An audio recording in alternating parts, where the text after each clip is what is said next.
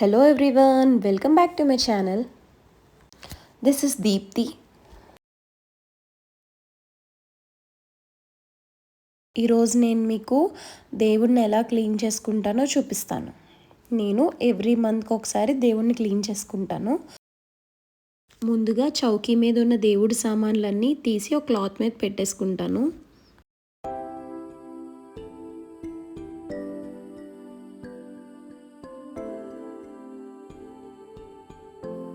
పెట్టుకున్న తర్వాత ఏవైతే సిల్వర్ ఐటమ్స్ వాష్ చేయాలో అవన్నీ ఒక ప్లేట్లో పెట్టేసుకుంటాను. సిల్వర్ ఐటమ్స్ని సబీనాతో కానీ లేకపోతే పీతాంబరితో కానీ వాష్ చేసుకోవచ్చు. నేనైతే సబీనాతోనే వాష్ చేసుకుంటాను.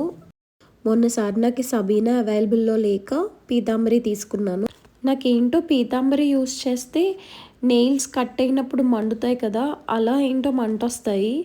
సబీనా అయితే అసలు ఎప్పుడూ మండలేదు. సో నాకు తెలిసి Sabena is the best option అనుకుంటాను. నార్మలీ డైలీ వాడే పూజ ఐటమ్స్ కూడా నేను ఇలాగే క్లీన్ చేసుకుంటాను. రాగి కానీ ఇత్తడి కానీ అయితే ముందు చింతపండుతో ఒకసారి రబ్ చేసి తర్వాత ఈ సబీనా పెడతాను.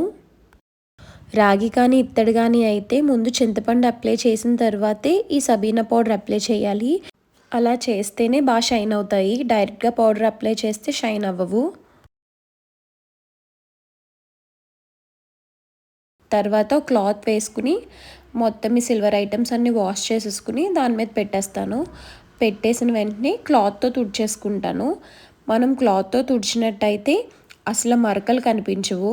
క్లాత్తో తుడకపోతే మరకలు కింద కనిపిస్తాయి. ఇలా వాష్ చేసుకుంటే కనుక మీ సిల్వర్ ఐటమ్స్ చాలా బాగా షైన్ అవుతాయి. తర్వాత దేవుడి దగ్గర క్లీన్ చేసుకోవడానికి ఒక లార్జ్ సైజ్ బౌల్లో కాశీ వాటర్ వేసుకున్నాను. మీ దగ్గర కాశీ వాటర్ లేకపోతే గోదావరి నీళ్ళన్నా వేసుకోవచ్చు. తర్వాత వాటర్లో క్లాత్ ముంచి మొత్తం అన్నీ బాగా తుడుచుకుంటాను.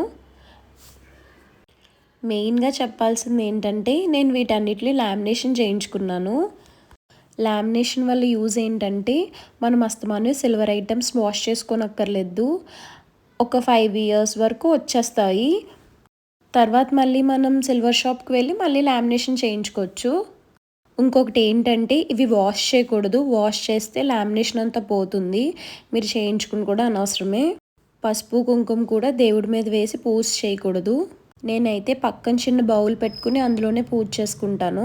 మనకు ముందే లామినేషన్కి ఇచ్చినప్పుడే వాళ్ళు చెప్తారు, మీరు ఇలా తడిపినా లేకపోతే పసుపు కుంకుమ అక్షింతలు వేసి పూజ చేసినా పోతాయి అని చెప్పి.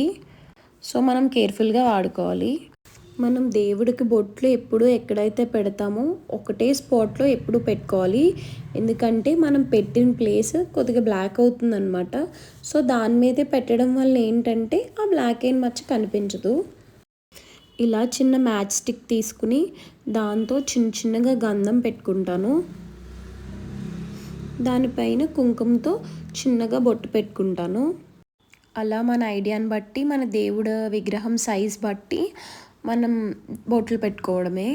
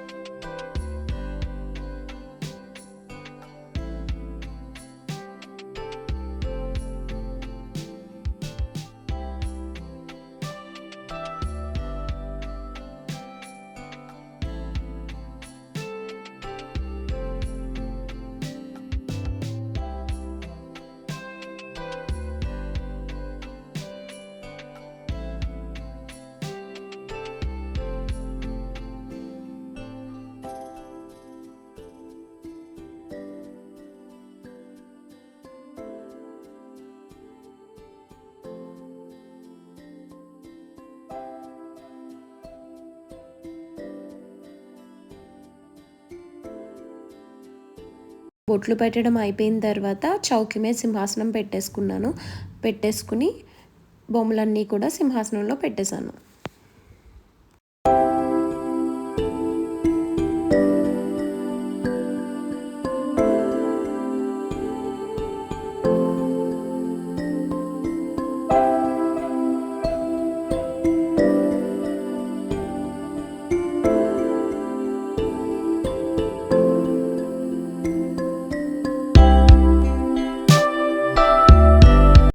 ఇప్పుడు అదే సింహాసనంలో చిన్న బిందె పెట్టుకుని ఆ బిందెలో కొద్దిగా కాశీగంగ వేసుకుంటున్నాను.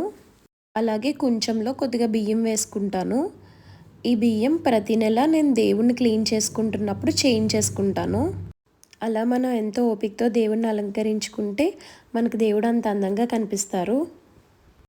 దేవుడికి మెడలో వేసిన ముత్యాల దండలు కూడా ఒకసారి వాష్ చేసేసుకుని తుడిచేసుకుని దేవుడికి వేసేస్తాను.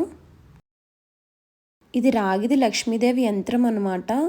ఇది త్వరగా బ్లాక్ అయిపోతుందని చెప్పి జిప్లాక్ కవర్లో పెట్టేసి దాని సైజుకి కట్ చేసేస్తాను. కట్ చేసేసి ప్లాస్టర్ వేసేసి దేవుడి దగ్గర పెట్టేస్తాను. ఆ యంత్రం కవర్ పైనే బొట్లు కూడా పెట్టేసుకుంటాను. So that's all for the video friends. నచ్చిందా? నచ్చితే కనుక లైక్ చేయండి, షేర్ చేయండి, అలాగే సబ్స్క్రైబ్ చేయండి. బాయ్.